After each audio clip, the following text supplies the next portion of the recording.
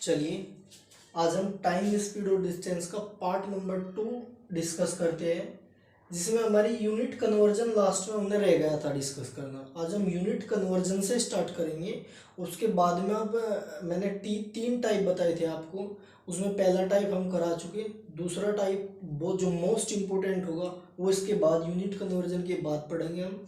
वो इतना important concept होगा आपका कि लगभग 50 से 60% सवाल उसी कंसेप्ट से सोल्व हो जानी है। उससे पहले कुछ बच्चों को यूनिट कन्वर्जन में दिक्कत आती है, उसे समझने की कोशिश करते हैं। जैसे यहाँ पे लिखिए है kilometre, hectometre, decametre, metre, decimetre, centimetre और मिलीमीटर। अगर आप ऊपर से नीचे की तरफ आओगे तो आप यदि किलो से हेक्टो में आ रही तो आपको मल्टीप्लाई करनी पड़ेगी कितने की, 10 की। यदि आप हेक्टो से डेका में आ रहे तो मल्टीप्लाई 10 की करनी पड़ेगी। यदि आप डेका से इसमें आ रहे मीटर में तो आपको मल्टीप्लाई 10 की करनी पड़ेगी। अगर आप किलो से किलोमीटर से ओनली मीटर में आना चाह रहे तो कितना स्टेप नीचे आगे, 10 10 और 10, यानी 10 और 10 और 10 की मल्टीप्लाई आप 3 बार करोगे तो आप 1000 स्टेप नीचे आए, 3 स्टेप नीचे आ गए। 3 स्टेप में 10 और 10 और 10 1000 हो जाएगा। यदि मैं आपसे कहूँ कि किलोमीटर को आप चेंज करो किसमें, आप मीटर में चेंज करो किलोमीटर को, तो आपको किलोमीटर से मीटर में आने के लिए कितने स्टेप नीचे आना पड़ा, 1 स्टेप, 2 स्टेप और 3 स्टेप। 3 स्टेप में आपने 10 इंटू 10 इंटू 10 की मल्टीप्लाई यानी 1000 की मल्टीप्लाई आपको करनी पड़ेगी। कितने की, 1000 की मल्टीप्लाई आपको करनी पड़ेगी। किलोमीटर से मीटर में चेंज करने के लिए आपको कितनी की, 1000 की मल्टीप्लाई करनी पड़ेगी। समझे या नहीं समझे? ये तो होगा ऊपर से नीचे की तरफ आने वाली बात। यदि हम नीचे से ऊपर की तरफ चलेंगे तो क्या करेंगे, यदि हमें इससे इसमें जाना है तो 1/10 की मल्टीप्लाई करनी पड़ेगी। यदि हमें इससे इसमें जाना है तो आप 1/10 की मल्टीप्लाई करनी पड़ेगी। आपको ये पता, अगर आपको मीटर से यहां से सेंटीमीटर से मीटर में जाना, सेंटीमीटर से आपको मीटर में जाना तो कितने स्टेप चले गए आप, 1 और 1 2, यानी मल्टीप्लाई करनी पड़ेगी 1/100 की। समझे या नहीं समझे? अगर मैं आपसे कहूं आपको सेंटीमीटर को चेंज करना है किसमें, मीटर में, अगर आपको सेंटीमीटर को मीटर में चेंज करना है तो मल्टीप्लाई करनी पड़ेगी 1/100 की। ठीक है जी। अगर आपको मीटर से किलोमीटर में जाना, अगर आपको मीटर से किलोमीटर में जाना तो मीटर से किलोमीटर में जाने के लिए कितने स्टेप, यहां से यहां तक का 1 स्टेप, एक ये और एक ये, यानी 3 स्टेप हो गए। 3 स्टेप में कितने पहुंच जाओगे, यहां से लिख सकते हो आप मीटर से, यदि आपको किलोमीटर में जाना, यदि आपको किलोमीटर में चेंज करना मीटर से तो कितने की मल्टीप्लाई करोगे, 1/1000 की। क्यों, क्योंकि यहां से यहां तक 1/10 1/10 और 1/10, यानी 1/1000 से आपको मल्टीप्लाई करनी पड़ेगी। बताओ ये यूनिट कन्वर्जन आपकी समझ में आया या नहीं आया? अगर आया तो ठीक है, वरना आप दोबारा देख लेना वीडियो को। ठीक है, उसके बाद हम चलते हैं मोस्ट इंपोर्टेंट टाइप 2, जो हमने पिछली वीडियो में टाइप 1 डिस्कस किया था, अब की वीडियो में टाइप 2 डिस्कस करेंगे।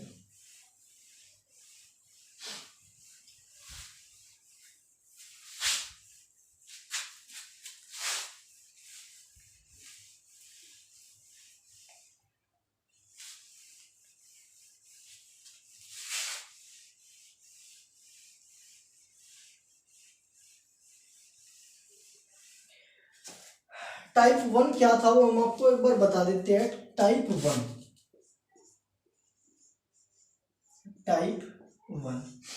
1 में आपका टाइम सेम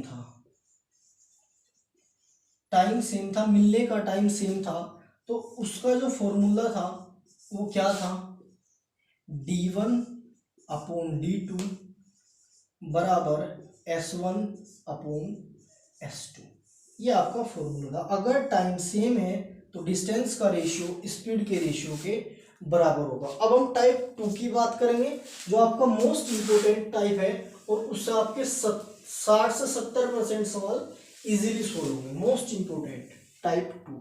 अब हम टाइप 2 की बात करेंगे। चलिए टाइप 2, टाइप 2 में आपको क्या गिवन होगा? टाइप 2 में आपको गिवन होगा डिस्टेंस से, डिस्टेंस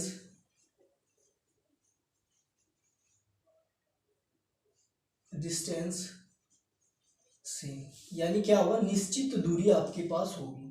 क्या होगी? निश्चित दूरी। निश्चित दूरी आपके पास होगी। सवाल में यही मोस्ट इंपोर्टेंट है कि उसमें दूरी आपको निश्चित दी जाएगी। ठीक है, चलो समझते हैं इसमें दूरी निश्चित का क्या खेल है। देखो एक एग्जांपल के थ्रू मैं आपको समझाने की कोशिश करता हूँ कि दूरी निश्चित का खेल क्या है। मान लिया कोई व्यक्ति है ए, ठीक है, एक बार उसकी चाल कितनी है? 3 किलोमीटर प्रति घंटा है। एक बार उसकी चाल 4 किलोमीटर प्रति घंटा है। ठीक है, एक बार चाल 3 किलोमीटर प्रति घंटा है, एक बार चाल 4 किलोमीटर प्रति घंटा है, और उसे कोई एक निश्चित दूरी तय करनी है। निश्चित दूरी में मान सकूं, और निश्चित दूरी 12 किलोमीटर की है। 12 किलोमीटर की दूरी उसे तय करनी। अगर वो 3 की चालते 12 किलोमीटर की दूरी कवर करेगा तो उसे कितने घंटे लग जाने हैं? 4 घंटे लग जाने हैं। अगर वो 4 की चालते 12 किलोमीटर की दूरी करेगा तो उसे 3 घंटे लग जाने हैं। अगर ये आपका स्पीड का रेशियो है तो ये आपका टाइम का रेशियो है। अगर आपकी दूरी सेम है तो आपका जो स्पीड का रेशियो है वो टाइम के रेशियो का रिवर्स होगा। टाइम के रेशियो का रिवर्स होगा। आप इस बात को नोट करके लिख भी सकते हैं, नोट करके आप इस बात को लिख सकते हैं, यदि दूरी निश्चित है, यदि दूरी निश्चित है तो इस टाइम का रेशियो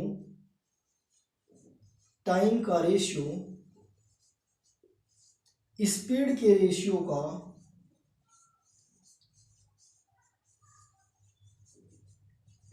का उल्टा होता है। यदि आपकी दूरी निश्चित है तो टाइम का रेशियो स्पीड के रेशियो का उल्टा होता है। ये आपका मोस्ट इंपोर्टेंट कंसेप्ट है। अब आपको इसको यूनिट में कैसे व्यक्त करोगे वो देखते हैं। चलो इसे नोट कर लेना, इसे रफ करते हैं।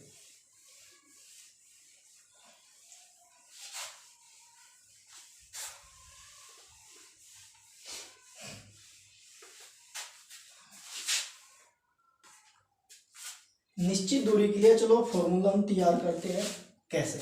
मान लिया कोई डिस्टेंस है डी, ये आपकी कोई डिस्टेंस है डी, एक फिक्स डिस्टेंस है आपकी डी, डी आपकी कोई फिक्स डिस्टेंस है, निश्चित दूरी है डी।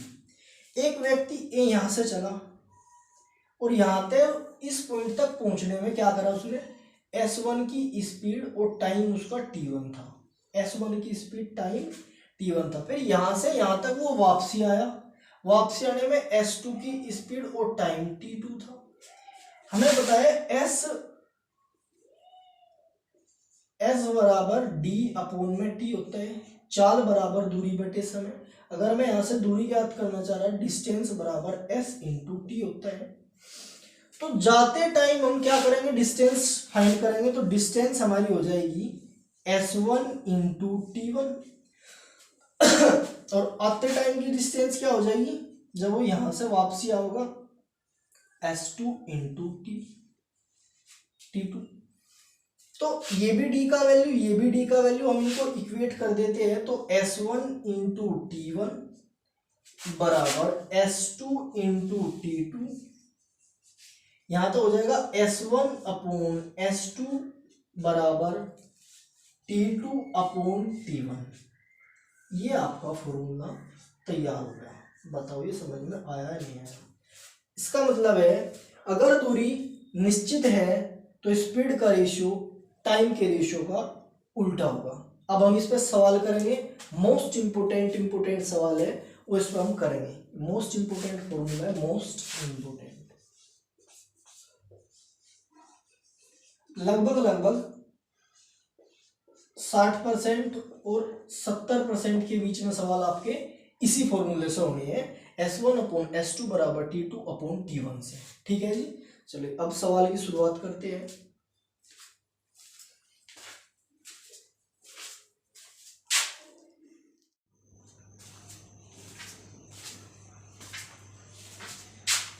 चलिए जो हमने टाइप 2 पढ़ा उस पर सवाल करने की कोशिश करते हैं, और मोस्ट इंपोर्टेंट टाइप है ये। एक लड़का अपनी वास्तविक चाल की 3/4 चाल से चलकर स्कूल 5 मिनट देरी से पहुंचता है, तो स्कूल पहुंचने का वास्तविक समय ज्ञात कीजिए यदि वो अपनी ओरिजिनल स्पीड से जाए। भाई स्पीड का रेशियो लिखेंगे हम यहाँ पे पहले का और बाद का। ठीक है, यानी पहले स्पीड x थी, बाद में गया कितने थे वो अपनी ओरिजिनल स्पीड का 3/4 से, यानी x का 3/4। यहाँ पे जो आएगा x का 3/4 स्पीड से गया वो। आप देख रहे होंगे यहाँ से ये x जो है 4 से कट रहा है, तो मैं x की जगह कोई ऐसी वैल्यू मान लूँ ताकि x में वैल्यू ना जाए, तो मैं यहाँ पे 4 यूनिट ओरिजिनल मान लेता हूँ। x का 3/4 यानी 4 का 3/4 कितना होगा, 4 से 4 कट जाएगा, और यहाँ पे भी 4 होगा, 4 से 4 कट जाएगा कितना, 3। यदि पहले जो स्पीड थी उसकी ओरिजिनल वो 4 यूनिट थी, बाद में 3/4 होगी उसकी, यानी फिर 3 रहेगी। ठीक है, जाना घर से स्कूल ही है उस लड़के को, जाना घर से स्कूल ही है, यानी इसमें जो डिस्टेंस है वो नियत है, डिस्टेंस जो है सेम है। घर से स्कूल जाना दोनों कंडीशन में, ओरिजिनल स्पीड से भी और घटी हुई स्पीड से भी घर से स्कूल ही जाना, यानी स्पीड उसकी डिस्टेंस सेम है। अगर डिस्टेंस सेम है तो हमने पढ़ा स्पीड का रेशियो टाइम के रेशियो का उल्टा होगा। तो टाइम का रेशियो कितना हो जाएगा, यहाँ से टाइम का रेशियो 3 से 4 हो जाएगा, क्योंकि ये इसका उल्टा होगा, ये हमने पढ़ा है भाई।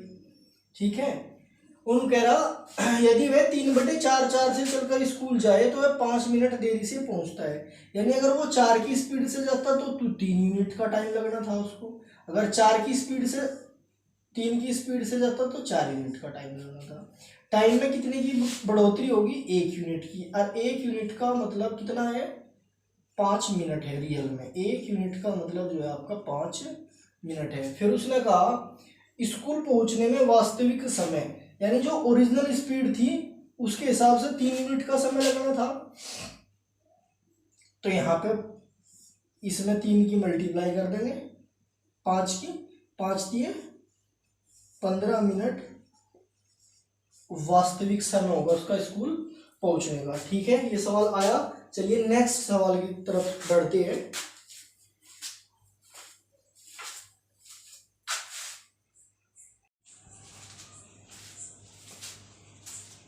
चलिए तो स्टूडेंट आज की क्लास का सवाल नंबर 2 ये है, एक आदमी अपनी वास्तविक चाल की 7/11 चाल से चलकर घर से ऑफिस जाता है और वह 22 घंटे लेता है।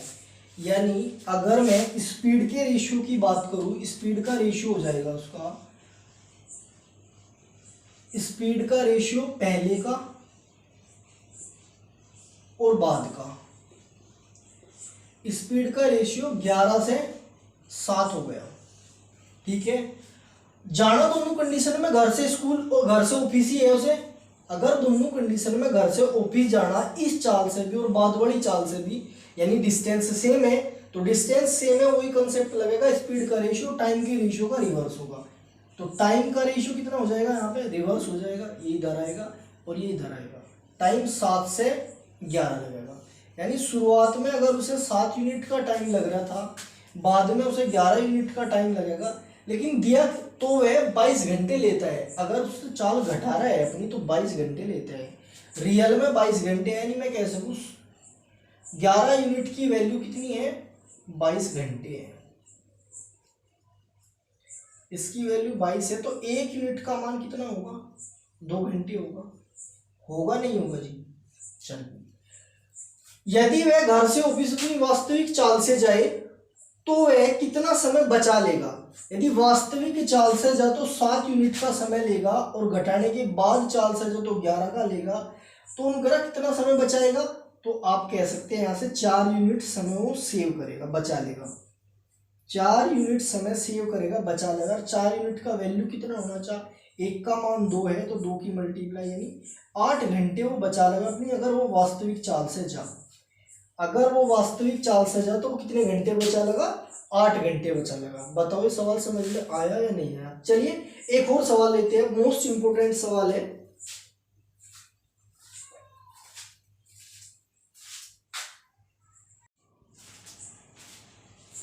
चलिए आज के तीसरे सवाल की तरफ बढ़ते हैं।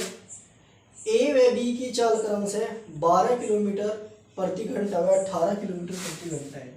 अगर मैं स्पीड का रेशियो देखूँ, यहाँ पे स्पीड का जो रेशियो होगा वो 12 किलोमीटर प्रति घंटा और 18 किलोमीटर प्रति घंटा होगा। ए का और बी का रेशियो स्पीड का, ठीक है। इसमें भी दूरी सेम है, पी से क्यू तक जाना है उन्हें, ठीक है। पी से क्यू तक जाना, दोनों ही कंडीशन में पी से क्यू तक जाना। एक साथ चलना स्टार्ट करते हैं, ठीक है जी। वे पी से क्यू तक जाना चाहते हैं, दो बंदे हैं, पी से क्यू तक जाना चाहते हैं। अगर पी से क्यू तक ही जाना दोनों को तो डिस्टेंस सेम है। अगर डिस्टेंस सेम है तो टाइम का रेशियो जो होगा वो स्पीड के रेशियो का उल्टा होगा। तो टाइम का रेशियो हम 18 से 12 लिख सकते हैं। इसे मैं काट दूंगा 3 और इसे काट देंगे 2। यानी अगर इस वाली स्पीड के लिए इतना टाइम लगेगा, इस वाली स्पीड के लिए इतना, उनके टाइम का जो दोनों का गैप होगा ये होगा। फिर उसने कहा बी ए से 39 मिनट पहले, मतलब टी टाइम ये था, इस टी टाइम पे पहुंचना था उन्हें। बी क्या करेगा, 39 मिनट बाद चलता है। बी और ए का टाइम है, यहाँ पे बी और ए का टाइम है 39 मिनट बाद चलता है। और पहुंच कितने, 21 मिनट पहले पहुंच जाता है ए से 21 मिनट पहले पहुंच जाएगा। यदि मैं उनके टाइम का गैप की बात करूं, टाइम का गैप कितना होगा, 60 मिनट का होगा। 39 और 21 60 मिनट का गैप होगा। कितना गैप होगा उनके बीच में, 60 मिनट का गैप। 60 मिनट यानी 1 घंटे का गैप भी कह सकते हैं। 1 घंटे का गैप होगा इन दोनों के, ए और बी के टाइम के बीच में कितने घंटे का, 1 घंटे का गैप है। लेकिन यहाँ कितना गैप है, 1 यूनिट का गैप है। 1 यूनिट का मान 1 घंटा है, 1 यूनिट का मान 1 घंटा है। तो 3 यूनिट का मान कितना होगा, मल्टीप्लाई 1 तक कर देंगे, 3 घंटे होगा। तो बाद में उसने कहा पी तथा क्यू के बीच की दूरी ज्ञात करिए। तो जो डिस्टेंस हो जाएगी यहाँ पे, डिस्टेंस हो जाएगी भाई 12 की स्पीड से और 3 घंटे जाने में ले रहा, 12 की स्पीड से 3 घंटे जाने में ले रहा। तो 12 × 3 बराबर 36 किलोमीटर की वो आपकी डिस्टेंस होगी। ये आंसर है। बताओ सवाल समझ में आया या नहीं आया। अगले सवाल की तरफ बढ़ते हैं। बहुत इजी सा सवाल है, समझने की कोशिश करेंगे, मोस्ट इंपोर्टेंट है वो भी।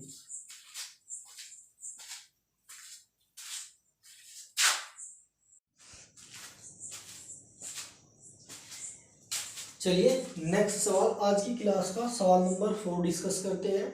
और आप देखेंगे मोस्ट इंपोर्टेंट सवाल है, बार बार एग्जाम में पूछा गया है। अगर आप इसे बेसिक तरीके से करने जाओगे तो काफ़ी टिपिकल ये सवाल पड़ेगा, लेकिन जो तरीका मैंने आपको टाइप 2 में बताया, अगर उस तरीके को आप इसमें फॉलो करते हैं तो आप देख पा रहे होंगे ये सवाल कितना ईजी हो जाएगा, ठीक है। तो इसीलिए ये टाइप 2 कंसेप्ट बहुत ही इंपॉर्टेंट है, इसे ध्यान से समझे। एक लड़का घर से स्कूल 5 किलोमीटर की चाल से जाता है और वह 6 मिनट लेट हो जाता है। यदि वह 6 किलोमीटर की चाल से जाता है तो वह 6 मिनट जल्दी पहुंच जाता है। घर से स्कूल की दूरी ज्ञात कीजिए। यानी चाल बढ़ा रहा और घटा रहा, जाना उसे घर से स्कूल ही है, डिस्टेंस सेम है। अगर डिस्टेंस सेम है तो टाइम का रेशियो स्पीड के रेशियो का उल्टा होगा, वो कॉन्सेप्ट इसमें लग जाएगा। तो यहाँ पे अगर मैं स्पीड के रेशियो की बात करूं, अगर मैं यहाँ पे स्पीड के रेशियो की बात करूं तो स्पीड का जो रेशियो होगा, स्पीड का रेशियो होगा, स्पीड पहले कितनी थी 5 किलोमीटर प्रति घंटा, बाद में कितनी होगी 6 किलोमीटर प्रति घंटा। ये पहले की स्पीड और ये बाद की स्पीड। तो टाइम का रेशियो कितना होगा, टाइम का रेशियो जो होगा 6 से 5 हो जाएगा। टाइम का रेशियो अगर पहले 6 यूनिट थी, बाद में उसे 5 यूनिट टाइम लगना है। ठीक है, अब समझने की बात यह है, सपोज उसे टी टाइम पे पहुंचना था, ये टी टाइम है, इस पे पहुंचना था। एक लड़का घर से स्कूल 5 किलोमीटर की दूरी से जाता है तो 6 मिनट लेट हो जाता है। शुरुआत में वो कितना लेट पहुंच रहा, 6 मिनट की देरी से पहुंच रहा। ठीक है, इस टी टाइम से। फिर यदि वह 6 किलोमीटर प्रति घंटा की चाल से जाता है तो वह 6 मिनट जल्दी पहुंच जाता है। अगर उसने चाल बढ़ाई तो वो 6 मिनट जल्दी पहुंच गया। यानी अगर मैं उस लड़के का टाइम की बात करूं, उसने पहले से अब तक कितना टाइम बचा लिया, 12 मिनट का समय उसने बचा लिया।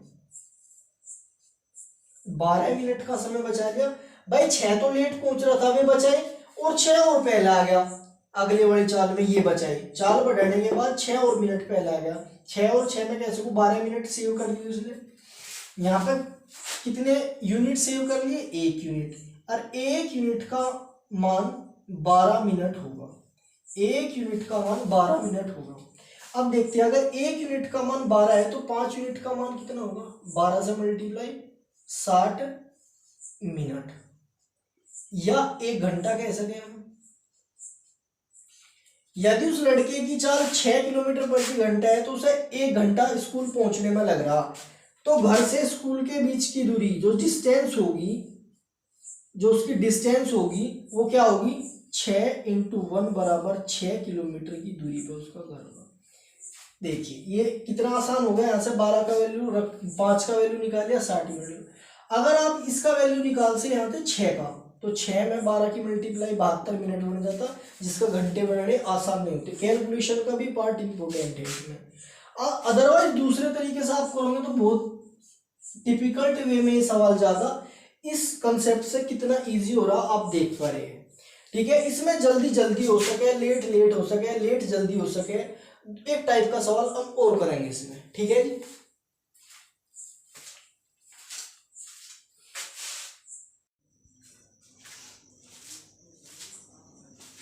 चलिए आज की क्लास का सवाल नंबर 5 डिस्कस करते हैं, और आप देखेंगे कि इस कंसेप्ट से सवाल इतने इजी वे में हो पा रहे हैं। मोस्ट इंपोर्टेंट कंसेप्ट है ये भी उसी टाइप का सवाल है। मुश्किल से हमें 15 से 20 सवाल आपके टाइम और स्पीड डिस्टेंस में कराऊंगे। उसमें आपकी बोट हो जाएगी, ट्रेन हो जाएगी, और टाइम स्पीड डिस्टेंस उसमें खत्म हो जाएगा। 15 से 20 सवाल में आपका पूरा चैप्टर हम कंप्लीट करा देंगे, और मोस्ट इंपोर्टेंट सवाल हम इसमें कराएंगे जो बच्चों को काफ़ी डाउट में रहते हैं।